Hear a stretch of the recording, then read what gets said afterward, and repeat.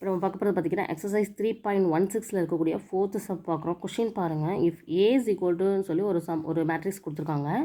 5 4 3 1 -7 9 3 8 2. இதை பார்த்தாலே தெரியுது 3 ரோஸ் இருக்குது, 3 காலம்ஸ் இருக்குது. ஸோ இது ஒரு 3x3 மேட்ரிக்ஸ், ஒரு ஏங்கிற மேட்ரிக்ஸ் கொடுத்துட்டு then find the transpose of A கேட்டிருக்காங்க. ஸோ டிரான்ஸ்போஸ் ஆஃப் ஏன்னு கேட்டிருக்காங்க. டிரான்ஸ்போஸ் ஆஃப் ஏவை எப்படி எழுதுவாங்கன்னா ஏ டிரான்ஸ்போஸ் இந்த மாதிரி எழுதணும். ஸோ கொடுத்துருக்க ஏவில் வந்து ஏ டிரான்ஸ்போஸ் கண்டுபிடிக்கும். ஸோ ஒரே சிம்பிள் மெத்தட் தான், தெரிஞ்சிட்டிங்கன்னா ஈஸியாக 2 மார்க் கொஷினில் கேட்பாங்க, இல்லை 1 மார்க் கொஷினில் கூட கேட்கலாம். ஸோ ஏ டிரான்ஸ்போஸ் எப்படி கண்டுபிடிக்கணும்னா, இப்போ இங்கே ரோவாக இருக்குது இல்லையா, இந்த ரோவெல்லாம் நம்ம காலமாக மாற்றணும். அந்த மாதிரி ரோ வந்து காலமாக மாறிடுச்சு அப்படின்னா அதுதான் டிரான்ஸ்போர்ட் ஆகிடுச்சுன்னு அர்த்தம். ஓகேவா?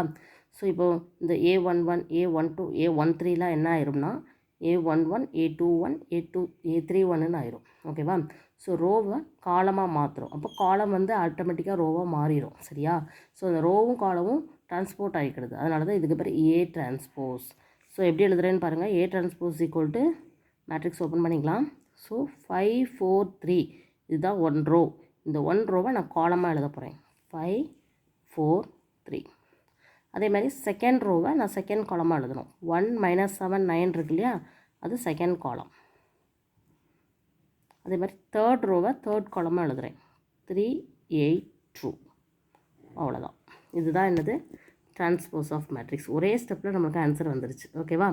ஸோ ஒரு மேட்ரிக்ஸ் கொடுத்துருக்காங்க, இதுலேருந்து ஏ டிரான்ஸ்போர்ட் ஆஃப் ஏன்னு கேட்டாங்கன்னா ஜஸ்ட் ரோவை காலமாகவும் காலமாக ஆட்டோமேட்டிக்காக ரோவாக மாறிடும். ஓகேவா? ஒவ்வொரு ரோவையும் காலமாக மாற்றி எழுதுறதுக்கு பேர் தான் டிரான்ஸ்போஸ் ஆஃப் ஏ. ஓகேவா?